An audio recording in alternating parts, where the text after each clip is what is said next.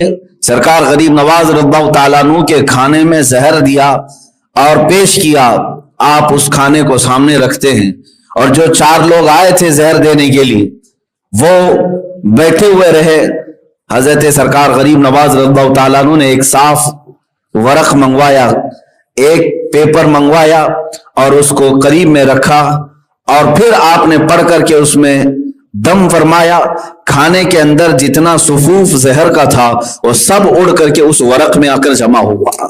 مصطفیٰ کریم صلی اللہ تعالی علیہ وسلم نے ارشاد فرمایا، اے معین الدین، میں نے تجھے ہند کی ولایت سپرد کی ہے، ہندوستان جاؤ کام کرو نہیں، میں نے تجھے ہند کی ولایت سپرد کی ہے۔ ولایت کا ایک معنی اللہ رب العزت کی دوستی ہے، ولایت کا ایک معنی، اور ایک ہے ولایت کا معنی حکومت، ایک ہے معنی حکومت۔ جیسے والی ہندوستان اورنگزیب عالمگیر کہا جاتا ہے، یعنی ہندوستان کا والی، ولایت کا جو رکھنے والا ہے۔ ولایت ایک معنی میں حکومت کا ہے اور ایک معنی اللہ رب العزت کی دوستی کا ہے۔ تو حضور اکرم صلی اللہ تعالی علیہ وسلم کی طرف سے جب یہ اعلان ہوا کہ اے معین الدین، میں نے تجھے ہند کی ولایت عطا کی، تو بزرگوں نے فرمایا اس میں دونوں معنی آ گئے، اللہ رب العزت کی ولایت بھی اور پورے ہندوستان کی حکومت و ولایت بھی آپ کو عطا کی گئی۔ اور جو رسول پاک کی زبان سے نکلا وہ ولایت چند سال کے لیے نہیں ہوتی، اسی لیے ہم دیکھ رہے ہیں 800 سال گزر گئے، اب بھی وہ ولایت باقی ہے، آج بھی وہ ولایت باقی ہے۔ مجھے بتاؤ، اجمیر معلیٰ کشاں کشاں چلے جاتے ہیں عرس غریب نواز کے موقع پر، یہ وہ لوگ ہیں جنہوں نے کبھی غریب نواز کو دیکھا ہی نہیں۔ کون ہے ہم میں سے دیکھا ہوا؟ نہ قریب کے باپ دادوں نے دیکھا، پھر بھی وہ عقیدت و محبت کہ وہاں جان نچھاور کرنے کے لیے حاضر ہیں، راستہ بھر تکلیفیں اٹھا کر کے بھی اجمیر معلیٰ پہنچتے ہیں، جس طرح سے بھی چاہے ایک جم غفیر عرس غریب نواز میں حاضر ہوتا ہے۔ میرے عزیزو، یہی ولایت ہند ہے جو سرکار عالم صلی اللہ علیہ وسلم کی طرف سے غریب نواز کو عطا کی گئی، اور وہ ہے حکومت سروں پر نہیں بلکہ دلوں پر ان کی قائم ہے۔ میں آپ کو بتاؤں، سرکار غریب نواز رضی اللہ تعالیٰ عنہ کی کرامات، ان کی ولایت، بہت ساری چیزیں آپ نے سنی ہوں گی، لیکن ایک بات یہ بھی میں بتا دوں کہ آپ یہاں ہندوستان تشریف لائے تھے تو بڑے آسان اور شاہانہ انداز سے نہیں آئے، آپ کا استقبال یا پھر عالی شان طریقے سے آپ کو نہیں لایا گیا، بلکہ یہ تو کفرستان میں آ رہے تھے۔ آپ کو میں بتاتا ہوں، حضور اکرم صلی اللہ تعالی علیہ وسلم کی بشارت کے بعد سرکار غریب نواز نے پوچھا کہ یہ اجمیر ہے کہاں ہے؟ اجمیر کا نام لیا گیا تھا تو انہوں نے پوچھا یہ اجمیر ہے کہاں؟ حضور پاک صلی اللہ تعالی علیہ وسلم کی طرف سے آپ کو ایک جنتی انار دیا گیا تھا، اور آپ فرماتے ہیں اس انار کو آپ نے تناول فرمایا تو آپ کی نگاہوں میں پورے ہند کا نقشہ سامنے ابھر کر آیا، یہاں تک کہ فرماتے ہیں میں نے اجمیر کی پہاڑیاں اور ندیاں بھی دیکھ لیا۔ راستہ طے کرتے ہوئے جب نکلے آپ تو آپ مدینہ رسول سے پھر واپس بغداد کے راستے ہوتے ہوئے ملتان پہنچے۔ ملتان جو آج پاکستان میں، وہاں کے حالات بڑے خراب تھے، ملحد لوگ تھے، بہت سارے لوگ خدا کا ہی انکار کرتے۔ وہاں سرکار غریب نواز رضی اللہ تعالیٰ عنہ کے ساتھ کچھ لوگوں نے اس قدر سخت معاملہ کیا کہ آپ کو زہر دیا گیا، کھانے میں زہر ملا کر۔ وہاں کا جو بڑا ملحد تھا اس نے اپنے 4 لوگوں کو، وہ ایک عمل ہوتا ہے جس کو ہیپناٹزم کہا جاتا ہے، عمل تنویم، سلا کر کے جو آرڈر دیا جائے، یہ عمل اس زمانے میں بہت مشہور تھا۔ ملتان کے ملحدین نے سرکار غریب نواز رضی اللہ تعالیٰ عنہ کے کھانے میں زہر دیا اور پیش کیا، آپ اس کھانے کو سامنے رکھتے ہیں، اور جو 4 لوگ آئے تھے زہر دینے کے لیے وہ بیٹھے ہوئے رہے۔ حضرت سرکار غریب نواز رضی اللہ تعالیٰ عنہ نے ایک صاف ورق منگوایا، ایک پیپر منگوایا اور اس کو قریب میں رکھا، اور پھر آپ نے پڑھ کر کے اس میں دم فرمایا۔ کھانے کے اندر جتنا صفوف زہر کا تھا وہ سب اڑ کر کے اس ورق میں آ کر جمع ہوا، اور پھر حضرت سرکار غریب نواز رضی اللہ تعالیٰ عنہ نے ان ملحدین سے کہا کہ یہ لے جاؤ، یہ زہر جس نے دیا تھا اسے واپس پہنچا دو، اللہ تبارک و تعالیٰ معین الدین کا حافظ و نگہبان ہے۔ अजीजान गिरामी वक़ार, इस रास्ते में आपको तकलीफों के इस कदर बारिशें हुई, समझ लें आप कि मशक्कतों के पहाड़ ढाए गए। इतना ही नहीं, 30 साल तक आपने क़याम फरमाया मुल्तान में, वहां तबलीग इस्लाम की खातिर। फिर वहां से लाहौर होते हुए दातागंज अली हजवीरी रज़ियल्लाहु तआला अन्हु की बारगाह में क़याम फरमाया तकरीबन 8 महीने तक। फिर वहां से दिल्ली तशरीफ लाए। ये जो आपका सफर हो रहा था, ये सफर जब शुरू हुआ, हिंदुस्तान के हालात क्या थे मैं आपको बताऊं। हिंदुस्तान में खास तौर पर अजमेर में राजा पृथ्वीराज का दौरा था। तकरीबन 52 राजे उसके अंदर में आते थे, दीगर छोटी छोटी रियासतों के सब उसे सजदे करते। उनके यहाँ सख्त तरीन फौज थी जो हर एक को शिकस्त दे देती। राजा पृथ्वीराज ने शहाबुद्दीन गौरी की 12,000 लश्कर को शिकस्त दिया था। उसे बड़ा गुरूर था, तकब्बुर था। और ये जमाना हिंद में ऐसा था कि यहाँ के हालात फारसी की किताबों में लिखे गए हैं कि उस जमाने में ऐसे हालात थे कि लोग गोबर की पूजा, पेशाब की पूजा, शर्मगाहों की पूजा, इन तमाम चीजों में तो मुलव्विस थे। और आज भी तकरीबन कुछ लोग उन कामों में मुलव्विस हैं। उस वक्त लोगों को बदअकीदा करके ऐसा बहका करके रखा गया था कि वो सिर्फ और सिर्फ चंद लोगों के पैरोकार थे। यहां तक कि शूद्र अगर किसी ब्राह्मण के सामने से गुजर जाता तो उसे आग से दाग दिया जाता, कानों में गरम तेल डाल दिया जाता, जुल्म सितम भी था यहां पर। अब उस जमाने में सरकार मोइनुद्दीन गरीब नवाज रज़ियल्लाहु तआला अन्हु हिंद तशरीफ ला रहे हैं। मेरे अजीजों, हमारी तबलीग और आज के जमाने की तबलीग और इस्लाह उनकी बारगाह के एक जर्रे तक भी नहीं पहुंच सकती, इसलिए कि हम तो मुसलमानों के बीच में जा रहे हैं, जहां लोग पहले से हमारे इस्तकबाल के लिए खड़े हैं, गए और उनके दरमियान तकरीर करके आ गए हैं। मैं समझता हूं ये कौन सा कमाल है। सरकार गरीब नवाज जिस वक्त हिंद तशरीफ लाए थे, वहां तो पूरे के पूरे आपके दुश्मन थे और कुफरिस्तान में आए थे। लेकिन एक बात मैं जो बताने जा रहा हूं वो ये है कि पृथ्वीराज की जो मां थी, उसको राजमाता कहते थे। राजमाता वो बड़ी इल्म कहानत में, जैसे एक ज्योतिष थी, इल्म नुजूम की माहिर, उसने काफी साल पहले ही ये सारी चीजें अंदाजा लगा लिया और कहा कि अजमेर में एक दुर्वेश आने वाला है जिसकी वजह से हमारी सल्तनत जेरो जबर हो जाएगी। तो जब उस खातून ने, उस औरत ने ये बात कही, तो फिर उसके बाद हुआ ये कि उस दुर्वेश के न आने के लिए क्या क्या किया गया जानते आप? न आने के लिए ऐलान हुआ था तारागढ़ की पहाड़ियों से, जो बड़े मंदिर हैं, कहा गया कि जितने आसपास बड़े बड़े मंदिर हैं वहां के सब महंत और बड़े बड़े जो पुजारी हैं वो आ जाएं। और आग हवन किया गया। इतनी बड़ी आग लगाई गई थी कि आसमान तक आग पहुंच रही थी। सारे मंदिरों में उस दिन आवाज गूंजने लगी। इस बुनियाद पर हवन किया गया था कि कोई दुर्वेश ना आने पाए, कोई यहां पर ना आने पाए, जिसके मुतालिक राजमाता ने अपने इल्म के मुताबिक देख ली। फिर भी उनको बेकरारी हुई। उसके बाद फिर क्या किया, भूटान का एक और, भूटान जो आज भी एक छोटी सी कंट्री है, वहां से जादूगरी बड़ी मशहूर थी। एक जादूगर को जो बड़ा मशहूर था उसे लाया गया और उस राजमाता ने कहा कि मैंने अपने इल्म के मुताबिक एक ऐसी ऐसी चीज देखी है कि कोई दुर्वेश आ रहा है हिंद में, हमारी धरती पर, और उससे हमें खतरा लायक है। क्या तू वो बता सकता है कि वो कहां है, कैसा है, कौन है?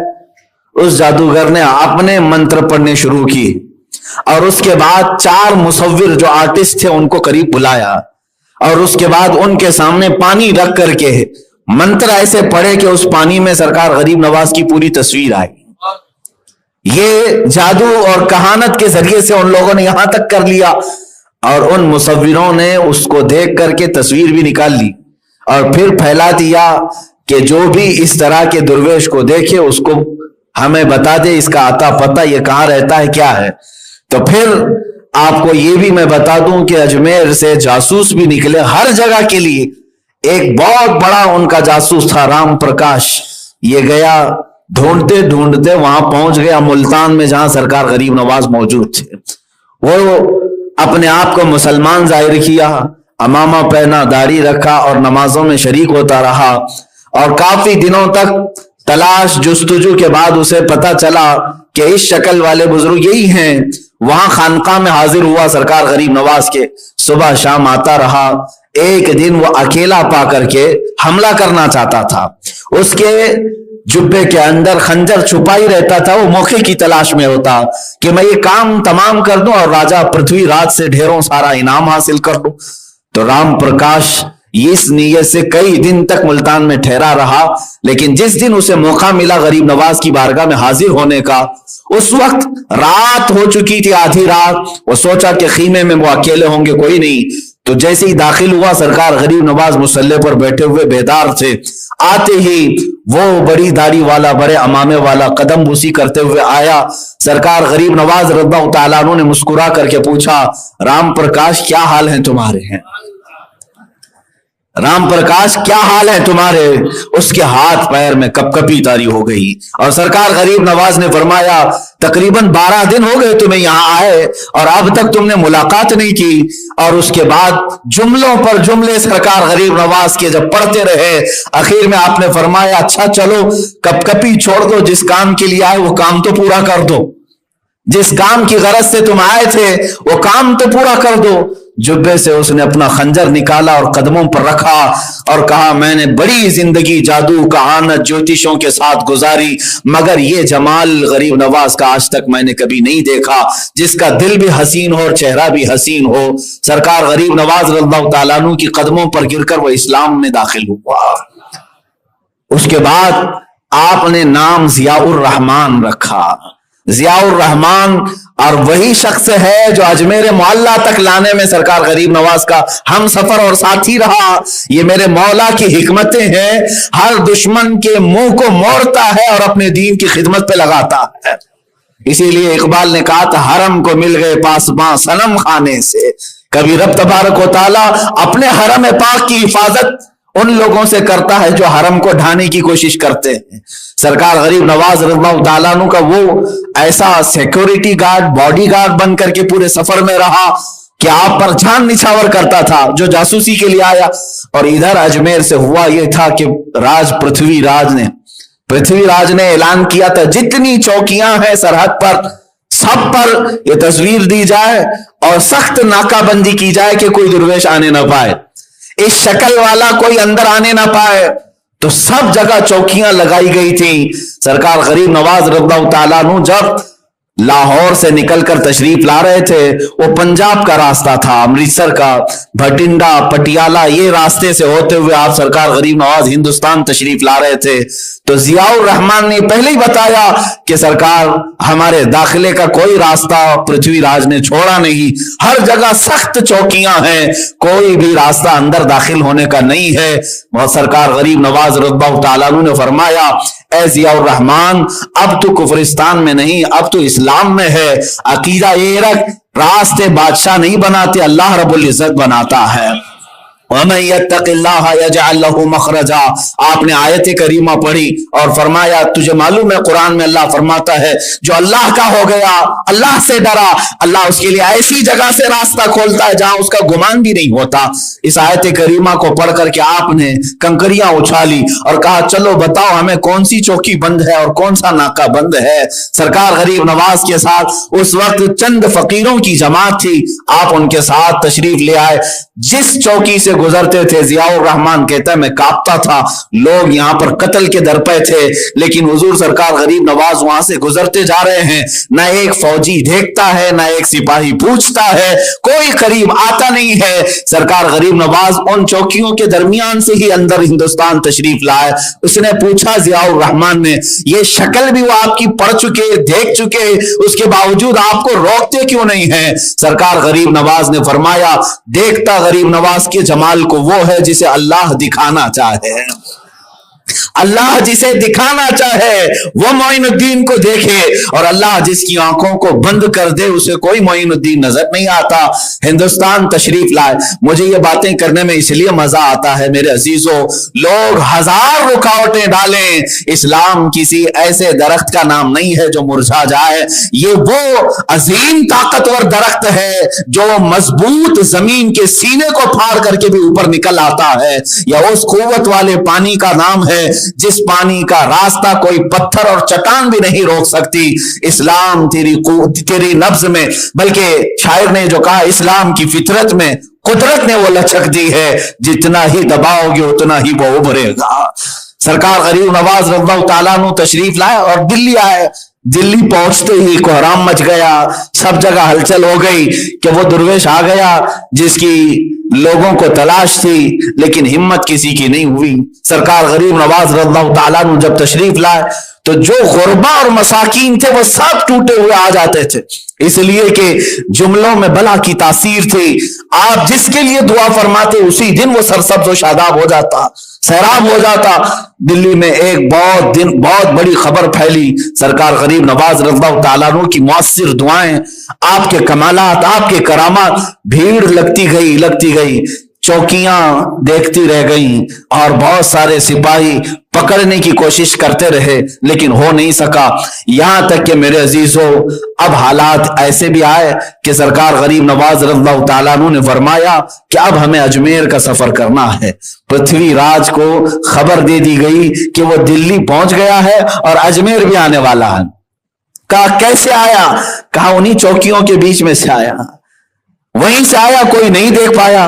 तो जितनी उस रास्ते पर चौकियां थी, जितने फौजी थे, सबका उसने कत्ल करवाया, सबको मार डाला, कत्ल करवाया और अजमेर की धरती के आसपास और सख्त पहरे लगाए। उसकी मां ने बुलाया और कहा मैं इल्मे कहानत में देख चुकी, अब इस दुर्वेश का रास्ता रोकना बेकार है, छोड़ दे और इसके साथ जोर जबरदस्ती ना कर, वरना जिल्लत और रुसवाई होगी और बड़ी बुरी मौत मारे जाएंगे। मां ने कहा बेटे को, जो पृथ्वीराज की मां थी, समझाया, लेकिन वो गुस्से में लाल पीला था। उसने कहा मैं ताकत इस्तेमाल अगर से नहीं करूंगा, लेकिन वो दुर्वेश जो बातिनी ताकत लेकर के आया उसी तरह की ताकत मैं भी उसके लिए इस्तेमाल करूंगा। सरकार गरीब नवाज रज़ियल्लाहु ताला अन्हु देखते देखते अजमेर मोहल्ला भी पहुंच गए, अजमेर भी आए। ये बात मैं इसलिए अर्ज कर रहा हूं मेरे अजीजों कि घूमते फिरते भटकते कोई इस तरह से नहीं पहुंच गया, बल्कि गरीब नवाज के आने की इत्तला हिंद के कुफ्र को खबर थी और यहां कोहराम मचा हुआ था, ऑलरेडी पहरे लगे हुए थे, रोकने के लिए सारे इंतजामात थे।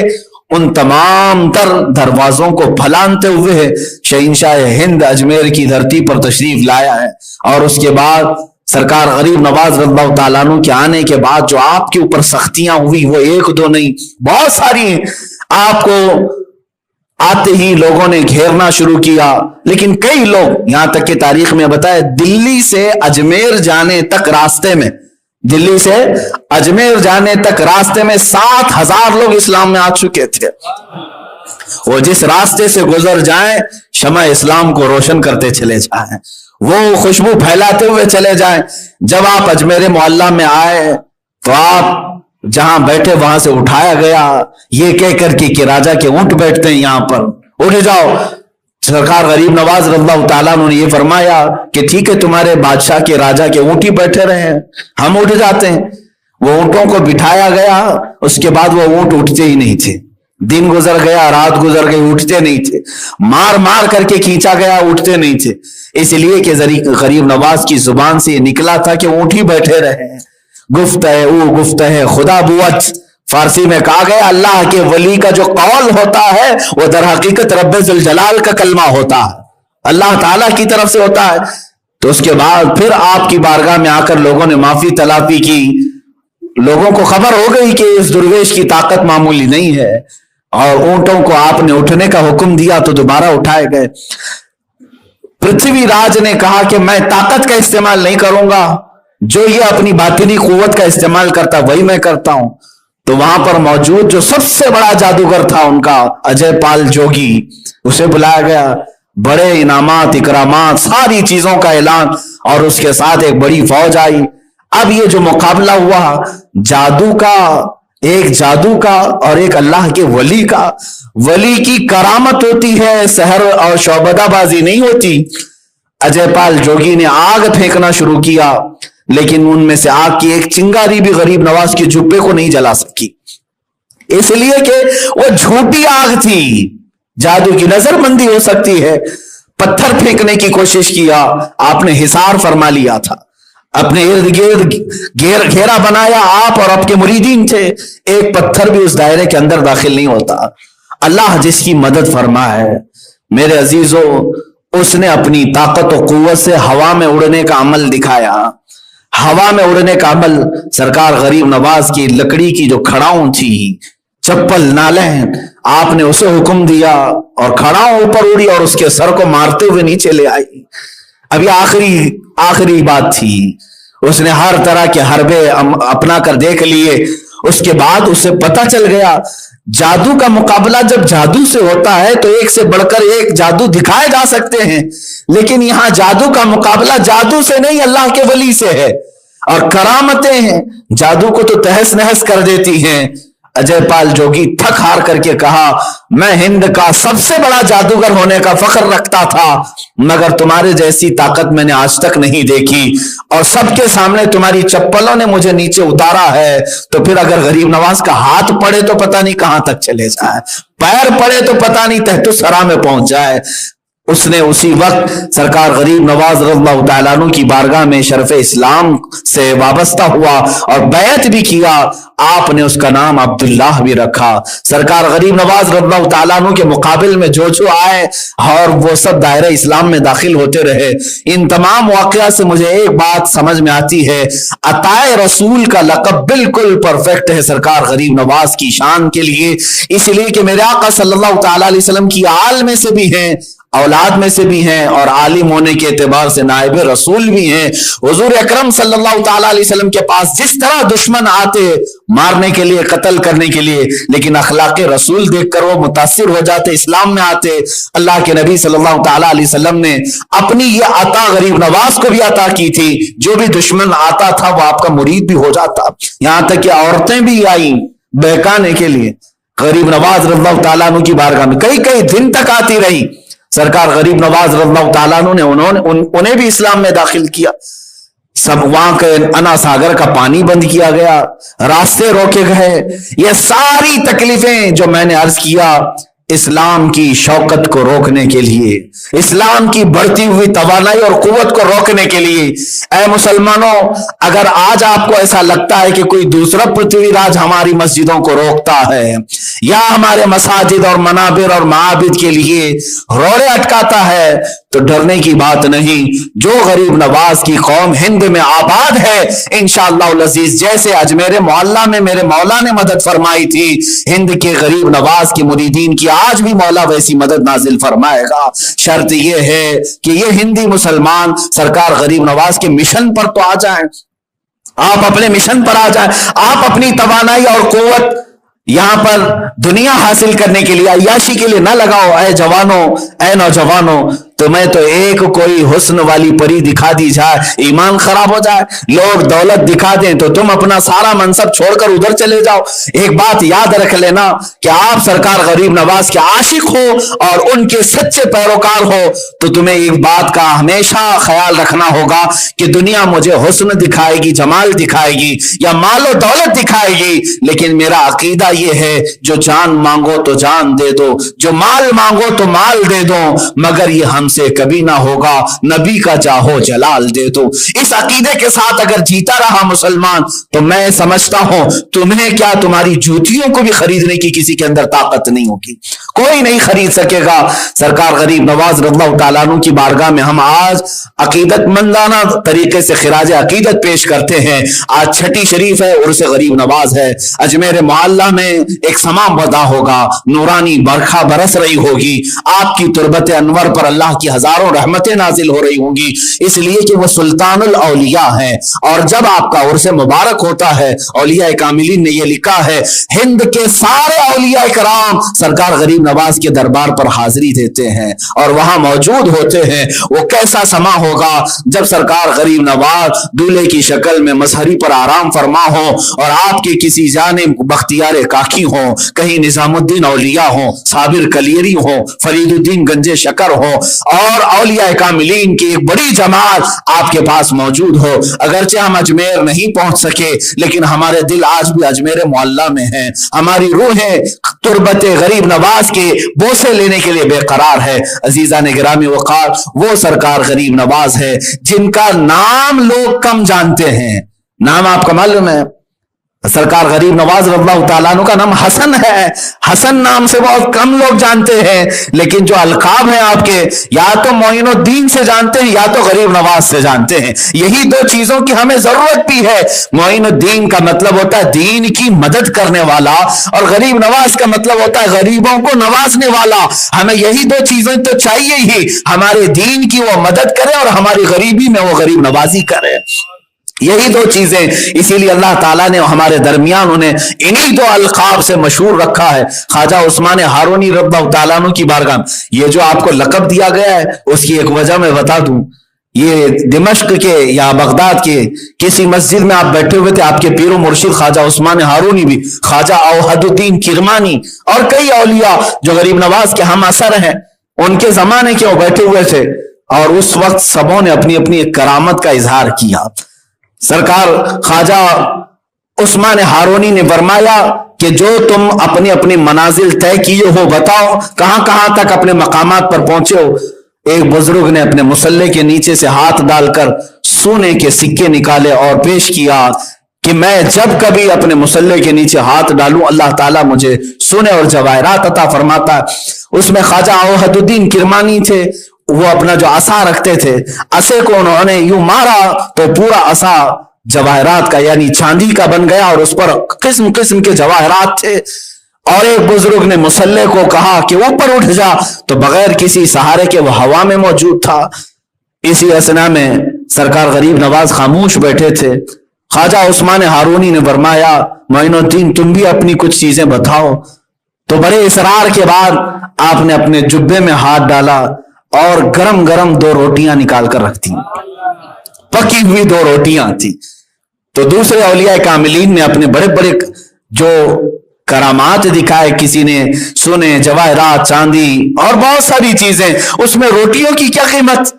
تو سب وہاں رکھے ہوئے تھے، سونے، جواہرات، چاندیاں، اس میں دو روٹیاں بھی رکھی ہوئی تھی. خواجہ عثمان ہارونی دیکھ کر مسکرا رہے تھے. اسی اثنا میں ان درویشوں کے درمیان ایک فقیر آیا اور کہا اے اللہ والوں کی مجلس، اے اللہ والوں، تمہارے گھر سے اور تمہارے دربار سے کوئی منگتا مایوس نہیں جاتا. بڑا بھوکا ہوں، بہت دیر کا بھوکا ہوں، مجھے تم لوگ کچھ کھلا دو. اس فقیر کو بلایا. خواجہ عثمان ہارونی نے اس سے وہ سونے کے سکے سب دے دیے. کہا لے کھا لے. اس نے کہا مجھے بھوک لگی ہے، بھوک لگی ہے.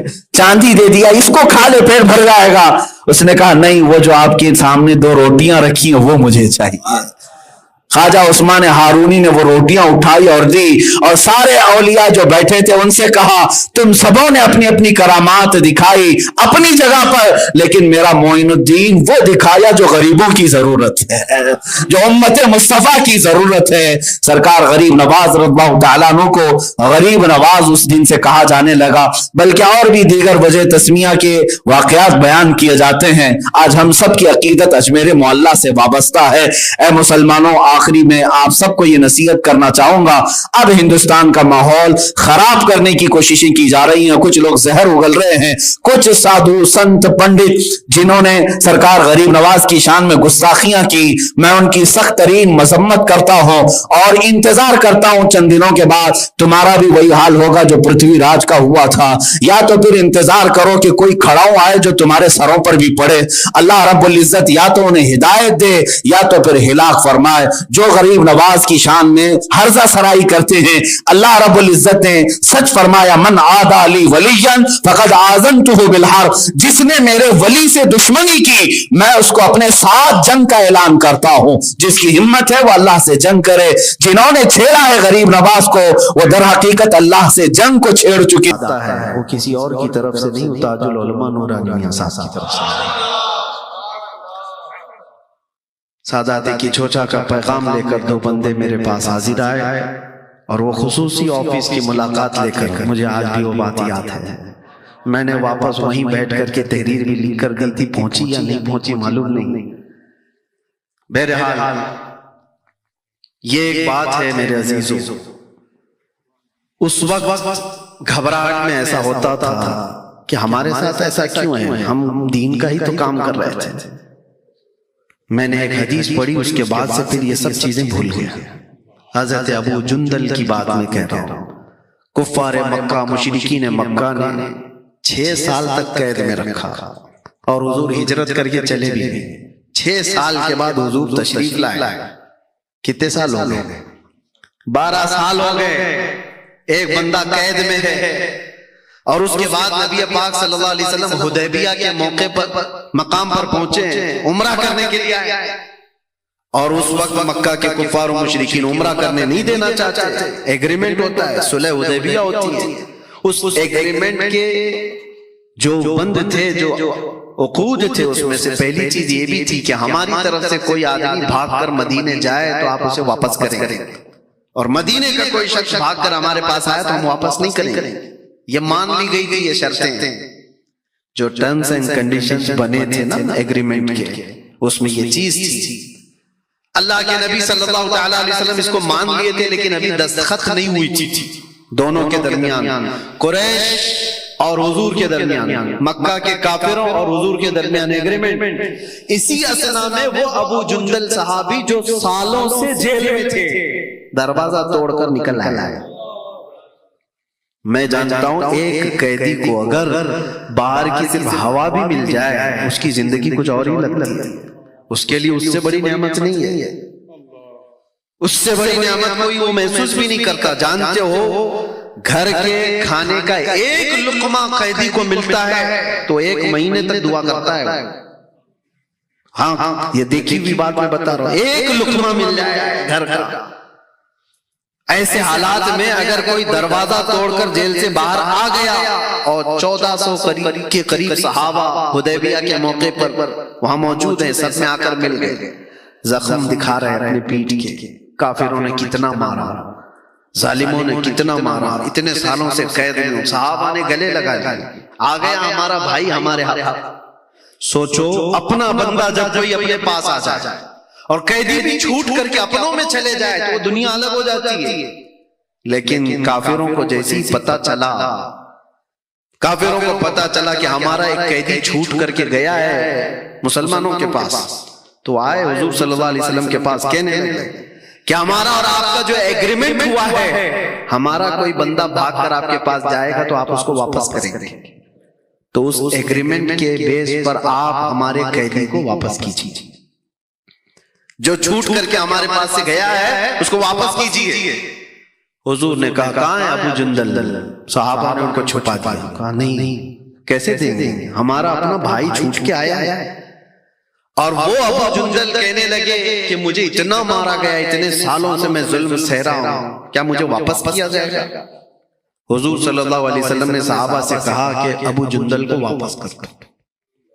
یہ کیسی بات تھی میرے عزیزو، ظاہراً کسی کو لگے گا یہ کیسا انصاف ہے، لیکن وہ رحمت للعالمین ہے، وہ رحمت للعالمین ہے، کوئی کام رحمت کے بغیر تو نہیں کر سکتے۔ تو ابو جندل جب بلائے گئے تو وہ رونے لگے، صحابہ کو دکھا دکھا کر کے کہ مجھے واپس کیا جائے گا۔ صحابہ نے آ کر کے ریکویسٹ کی، یا رسول اللہ صلی اللہ علیہ وسلم ابھی سائن نہیں ہوئی ہے ایگریمنٹ، یہ اس سے پہلے کی بات ہے، سائن کے بعد ایگریمنٹ پہ عمل کیا جائے گا، ابھی تو ہم ان کو نہیں بھیجتے۔ مکہ کے کافر مشرک اس وقت جوش میں تھے، انہوں نے کہا اگر اس کو واپس نہیں کریں گے تو ہم ایگریمنٹ سائن بھی نہیں کریں گے، ہم کو وہ بندہ واپس چاہیے، ضد تھی۔ اللہ کے رسول صلی اللہ تعالی علیہ وسلم نے فرمایا کہ ابو جندل کو واپس بھیج دو۔ صحابہ نے ہو سکتا ہے اپنے دل پر پتھر رکھ کر کے اس چیز کو، حالات کو دیکھ کر کے محسوس کیا ہو، ابو جندل کو واپس کر دیا گیا۔ میں یہ سوچتا تھا کسی بندے کو 12 سال کے بعد حضور واپس کہیں جیل میں چلے جاؤ، واپس چلے جاؤ قید میں، ایسا کیا ہو سکتا ہے؟ برداشت کی طاقت کتنی ہونی چاہیے اس بندے کے اندر، کتنا سہنے کی طاقت ہونی چاہیے۔ پھر میں نے محسوس کیا کہ حضور پاک صلی اللہ تعالی علیہ وسلم نے ان کو جو واپس کیا وہ کس لیے؟ چاہتے تو اس کو رکھ لیتے، ان کے لیے جنگ بھی ہو سکتی تھی، لیکن انہوں نے واپس کیا۔ اس لیے کہ وہ ابو جندل کو واپس کر دیا۔ ابو جندل کو واپس کرنے کے بعد حضور صلی اللہ علیہ وسلم نے فرمایا کہ ابو جندل کو واپس کر دیا۔ صحابہ نے نہیں میرے عزیزو، بات یہ تھی کہ ان سزاؤں کو سہنے کے بعد پھر اگر اور اسٹرگل کرنے کی ہمت ہے اور طاقت ہے تو یہی تمہارا ایمان ہے۔ اور یہاں بات جیل کی اور سزا کی نہیں تھی۔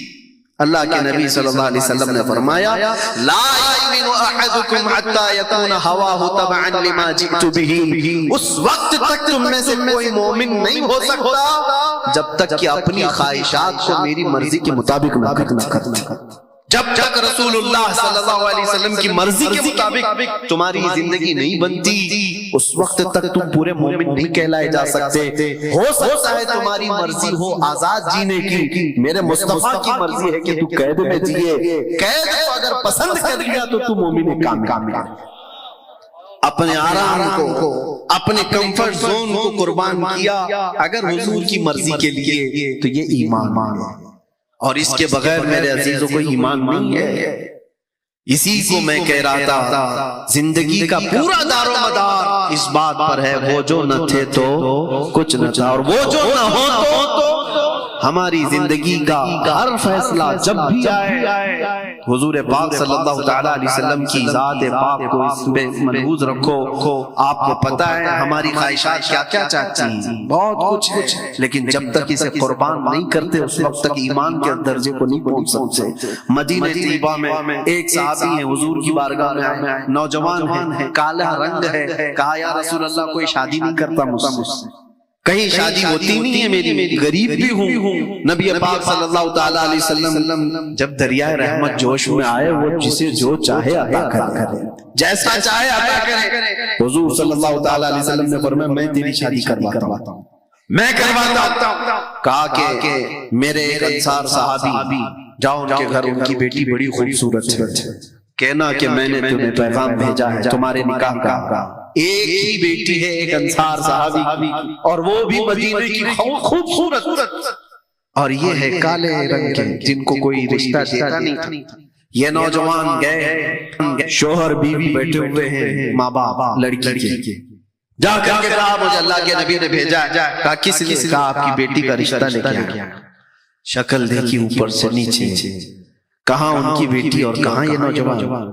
تھوڑی دیر کے لیے انہوں نے، حالانکہ وہ صحابی ہیں، تھوڑی دیر کے لیے انہوں نے کہا ٹھیک ہے ہم اللہ کے رسول صلی اللہ علیہ وسلم سے آ کر کے بات کر لیں گے، آپ جاؤ۔ ان کے لیے کوئی نئی بات نہیں تھی، کیونکہ ہر دن تو ریجیکٹ کہیں نہ کہیں سے ہو ہی جاتا تھا۔ کہا یہ بھی ویسی ہے۔ وہ تو نکل کر کے گئے، اندر جو لڑکی تھی وہ سن رہی تھی یہ کنورسیشن۔ آئی، کہا اپنے باپ سے ابا کون آیا تھا؟ کہا ایک نوجوان آیا تھا۔ کیا لے کر آیا؟ کہا تیرے شادی کا پیغام لے کر آیا۔ آپ نے کیا کہا؟ کہا اس کی شکل تو ہم نے دیکھی، ہم نے سوچا حضور صلی اللہ علیہ وسلم سے جا کر کے بات کریں گے۔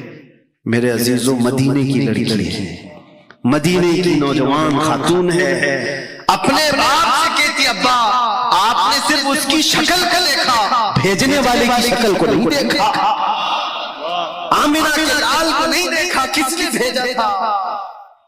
بابا اسی وقت جھاگ گئے، کہا کہ بیٹی نے کہا، ورنہ تو بیٹیاں پہلے ہی سے منہ مسود لیتے، ابا کس سے کر رہے ہو؟ وہ مدینے کی صاحبزادی تھی۔ کہا ساحری شکل و صورت آپ نے کیوں دیکھا؟ یہ دیکھا ہوتا کہ اللہ کے نبی نے بھیجا ہے۔ اپنی خواہشات کو قربان کرنا اس کو کہتے ہیں ایمان۔ اور وہ گئے، حضور کو ابھی سنا ہی رہے تھے وہ نوجوان کہ ریجیکٹ ہو گیا ہے۔ گیا تھا ان کی لڑکی پوچھنے کے لیے، ان کے ہاؤ بھاؤ سے تو لگ رہا ہے کہ وہ دینے والے نہیں ہیں، یا پھر آپ سے بات کرنے کے لیے انہوں نے ٹال دیا ہے۔ ابھی یہ بات چل رہی تھی، لڑکی کے ماں باپ دونوں دوڑتے دوڑتے آئے بارگاہ مصطفیٰ صلی اللہ علیہ وسلم، عرض کیا یا رسول اللہ ابھی وہ امی فدا خطا ہو گئی ہماری، ہم تاخیر سے جواب دے رہے ہیں، ہم بھی راضی، ہماری بیٹی بھی راضی ہے۔ آپ نکاح فرمائے، جانتے ہو اللہ کے نبی صلی اللہ علیہ وسلم نے مسجد نبوی میں نکاح فرمایا، اسی دن نکاح ہوا۔ نوجوان سے کہا جاؤ کچھ سامان خرید کر کے لاؤ جہیز کا، گھر بسانے کے لیے۔ اب اس نوجوان کو بھیجا گیا سامان خریدنے کے لیے، گھر بسانے کے لیے۔ اسی وقت جنگ کا اعلان ہوا تھا، تبل بج گئے کہ اچانک مشرکین نے حملہ کیا ہے مدینے میں، سب صحابہ نکل رہے ہیں۔ یہ نوجوان جس کی آج شادی ہوئی ہے، یہ اپنے گھر کا سامان خریدنے کی بجائے جنگ کا سامان خریدنا شروع کیا۔ تلوار خریدی، بھالا خریدا، نیزہ خریدا، تاکہ ان کے پاس زندگی میں کبھی گھوڑا نہیں تھا وہ خریدا۔ لوہے کی زیرہ جو پہننے کا ان کو بڑا شوق تھا وہ خریدی، ٹوپی خریدی لوہے کی، سب ایک پیسہ بھی نہیں بچایا، سب خرید لیا۔ کوئی ان سے کہتا کہ آج جنگ ہو رہی ہے، تھوڑا سا جنگ کا سامان خرید لیتے اور باقی شادی کے لیے رکھ لیتے، نہیں، یہ وہ لوگ ہیں جن کے لیے قرآن کہتا ہے من المؤمنین رجال صدقوا ما عاهدوا اللہ علیہ، یہ وہ لوگ ہیں سارا سامان جنگ کا خریدا، میدان جنگ میں پہنچ بھی گئے، جنگ چل رہی ہے گھمسان کی، اللہ کے رسول صلی اللہ علیہ وسلم دور بیٹھے منظر دیکھ رہے تھے، اپنے کچھ صحابہ کو بلایا اور کہا کہ ایک نوجوان بڑی بہادری سے لڑتا ہوا نظر آ رہا ہے، کون ہے یہ؟ صحابہ اس کے پیچھے لگ گئے، دیکھ کر کہا کہ یا رسول اللہ یہ مدینے کا نہیں لگتا، ہم میں سے تو کوئی ہے نہیں، ہم اس کو نہیں پہچانتے، کوئی اور ہوگا۔ حضور مسکرائے، کہا کہ تم نہیں جانتے ہو میرا عبداللہ اسود ہے، اس کی کالی کالی کونیوں سے میں پہچان رہا ہوں، اس کو آج شادی کا سامان خریدنے کے لیے بھیجا تھا، اس نے سارا مال خرچ کر کے جنگ کا سامان خرید لایا ہے۔ شام ہونے سے پہلے جب جنگ ختم ہوئی، حضور پاک صلی اللہ تعالی علیہ وسلم میدان میں تشریف لائے تو یہ خبر دی گئی کہ یا رسول اللہ آج کا بطولہ شہید ہو چکا ہے۔ اللہ اکبر، وہ جو نوجوان جس کی آج شادی ہوئی ہے میدان جنگ میں سویا ہوا ہے، جب نبی پاک وہاں سے گزر رہے تھے وہاں بیٹھ گئے اور عبداللہ اسود کا چہرہ لے کر اپنی گود میں رکھا اور ان کے چہرے سے دھول کو صاف کیا اور پھر یہ آیت پڑھنے لگ گئے من المؤمنین رجال صدقوا ما عاهدوا اللہ علیہ، مومنوں میں سے کچھ وہ لوگ ہیں جنہوں نے اللہ سے کیا ہوا وعدہ پورا کر کے دکھا دیا کہ وہ ایمان کی اعلیٰ مثال ہے۔ اپنی زندگی کچھ نہیں ہے، حضور کی وفا سب کچھ، اس پر سب کو آپ آدھارت رکھو۔ ایک صحابی انس بن نذیر، ہمارے سارے رشتے میرے عزیزوں، ایک بات یاد رکھنا، میں نے جملہ شروع کیا تھا کہاں سے، وہ جو نہ ہو تو، سارے رشتوں میں اس بات کو یاد رکھنا، وہ جو نہ ہو تو وہ ماں بھی کچھ نہیں لگتی، باپ بھی کچھ نہیں لگتا، بیٹا بھی کچھ نہیں لگتا، اگر رشتہ حضور سے نہ ہو، اگر حضور پاک صلی اللہ تعالی علیہ وسلم کی نسبت سلامت نہیں تو پھر کوئی رشتہ ہی نہیں ہے۔ انس بن نذیر ایک جوان صحابی اور حضور پاک صلی اللہ تعالی علیہ وسلم کے رازدار صحابی، حضور اپنے راز شیئر کرتے تھے، سیکریٹ باتیں حضور پاک صلی اللہ علیہ وسلم، جنگوں کی تدبیریں ان سے بات کرتے تھے، لیکن ہوتا ہے جوانی میں۔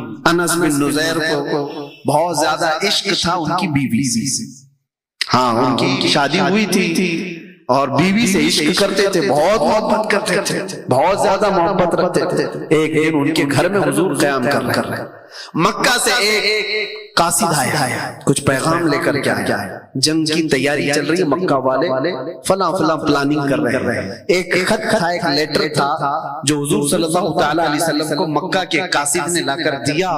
حضور نے حضرت انس بن نذیر سے کہا پڑھو، پڑھ کے سنایا اور حضور نے کہا یہ میرا اور تیرا راز ہے، کسی کو معلوم نہیں ہونا چاہیے، بند کر دو، اس کے باہر یہ خبر نہیں جانی چاہیے۔ کہا یا رسول اللہ صلی اللہ علیہ وسلم آپ کی عزت کی سلامتی، آپ کے راز کی سلامتی میری جان سے بڑھ کر کے۔ حضور تشریف لے گئے، جب رسول پاک چلے گئے بیوی اندر سے آتی ہے، کہتی ہے انس اللہ کے رسول صلی اللہ تعالی علیہ وسلم گھر میں آئے تھے، کیا بات چل رہی تھی؟ تو انس بن نذیر نے کہا بات جو بھی چل رہی تھی وہ میں بتا نہیں سکتا، میرا اور رسول اللہ کا مسئلہ۔ بیوی نے کہا تم مجھ سے اتنا عشق کرتے ہو، اتنی محبت کرتے ہو، کیا مجھے شیئر نہیں کر سکتے؟ کہا نہیں، اس میں کوئی شیئر نہیں، یہ حضور پاک صلی اللہ تعالی علیہ وسلم کی بات ہے۔ تو بیوی نے ہنس کر کے کہا نہیں بتاؤ تو نہیں بتاؤ، میں نے سن لیا ہے پوری بات، دیوار کے پیچھے سے میں نے سن لیا ہے، مکہ کا قاصد آیا ہے، جنگ کی پلاننگ اس میں لکھی ہوئی ہے، لیٹر آپ نے پڑھ کے سنا ہے، میں سن لیا۔ اتنا سننا تھا، انس بن نذیر کھڑے ہو گئے اور سیدھے اپنی بیوی کا گلا پکڑ لیا، سیدھے گلا پکڑ لیا، کہا اس وقت تک نہیں چھوڑوں گا جب تک میرے مصطفیٰ نہ کہتے۔ گلا پکڑ کر گردن پکڑ کر لے کے چلے حضور پاک صلی اللہ علیہ وسلم کے پاس. نبی پاک صلی اللہ تعالی علیہ وسلم نے دیکھا کیا ہوا، اپنی اس سب سے زیادہ محبت کرنے والی بیوی کو پکڑ کر کے لایا. حضور نے پوچھا کیا ہوا؟ کہا یا رسول اللہ اس لیے لے کر کے آیا، آپ کا حکم تھا کہ میرا راز کسی پر افشا نہ کرے. میں نے کوئی افشا نہیں کیا، لیکن غلطی سے اس نے سن لیا ہے دیوار کے پیچھے سے. اگر آپ کا حکم ہو تو گلا دبا دو اور راز ختم ہو جائے. یہ جو انفارمیشن لیک ہو رہی ہے بند ہو جائے گی، ختم ہو جائے گا اگر آپ کا حکم ہو. حضور پاک مسکرائے اور کہا نہیں انس، جیسے تم میرے صحابی ہو تمہاری بیوی بھی میری صحابیہ ہے، وہ بھی راز کی حفاظت کرے گی، چھوڑ دو. اور انہوں نے ہاتھ چھوڑ دیا اور پھر مسکرا کر اپنی بیوی سے ملتے ہیں. جیسے پہلے عشق تھا ویسے ہی عشق ہے، لیکن جب بات نبی پاک کی آئے تو پھر کوئی رشتہ ہی نہیں ہے. وہ جو نہ تھے تو کچھ نہ تھا، وہ جو نہ ہو تو سارے رشتوں کا اسی بات پر اثر آپ کو دیکھنے کو ملے تو وہ ایمان ہے، وہ ایمان ہے.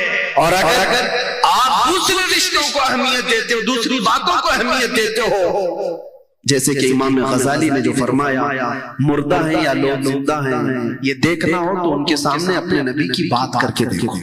اگر ان کے چہرے کھل جاتے ہیں تو کرنٹ لگا ہوا ہے اور زندگی ہے ان کے اندر. اور اگر کوئی حرکت ہی نہیں ہوتی تو جیسے میں نے کہا مردے کو 1000 واٹ کا کرنٹ بھی لگاؤ حرکت نہیں ہوگی، ہو سکتا ہے اور کالا ہو جائے، جل کے اور کالا ہو جائے.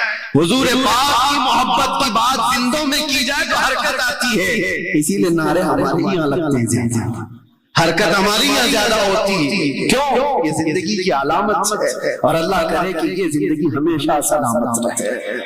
میرے عزیزو یہ اگر چھوٹ گئی تو کچھ بھی نہیں ہے، کچھ بھی نہیں ہے. اسی جملے پر میں گفتگو ختم کروں گا، زیادہ بزرگوں کا وقت میں نہیں لوں گا. بس وہ جو نہ ہو تو سو تو نہیں رہے آپ لوگ، ابھی اصل زندگی آپ کو دیکھنی ہے، باقی ہے. میں جگانے آیا ہوں تھوڑی دیر کے لیے، میں فیلڈ بنا دوں تاکہ اس میں اچھے بیج بوئے جائیں اور اچھی فصل بھی آپ کو دیکھنے ملے. آپ اس بات کو پھر سے دوہرائیں، وہ جو نہ ہو تو زندگی میں بھی وہ جو نہ ہو تو، ہماری مسجدوں میں بھی وہ جو نہ ہو تو، اذانوں میں بھی وہ جو نہ ہو تو، نمازوں میں بھی وہ جو نہ ہو تو، ارے قبر میں بھی وہ جو نہ ہو تو، حشر میں بھی وہ جو نہ ہو تو کہیں کام نہیں چلنے والا ہے. وہ جو نہ ہو تو کچھ نہ ہو، قبر میں بھی یہی حال ہے. اسی لیے سیدنا عمر ابن خطاب حضور کے ساتھ بیٹھے ہیں، رسول پاک صلی اللہ تعالی علیہ وسلم قبر کے حالات بتا رہے ہیں کہ جب مردے کو دفن کر دیا جائے گا، فرماتے میرے آقا یاتیانی ملکانی عینانی ازرقانی، 2 فرشتے آئیں گے ایسے جن کی نیلی آنکھیں ہوں گے، کالا چہرہ ہوگا، جھنجھوڑ کر اٹھائیں گے، پوچھیں گے تیرا رب کون ہے، تیرا دین کیا ہے. یہ سوالات اس کے لیے اتنے سخت ہو جائیں گے کہ بہت سارے لوگ جواب جلدی دے نہیں پائیں گے. یہ قبر کے حالات حضور بیان کر رہے تھے. توجہ، حضرت عمر سے حضور نے پوچھا عمر تمہاری قبر میں جب یہ فرشتے آئے تب کیا کہو گے؟ توجہ ہے.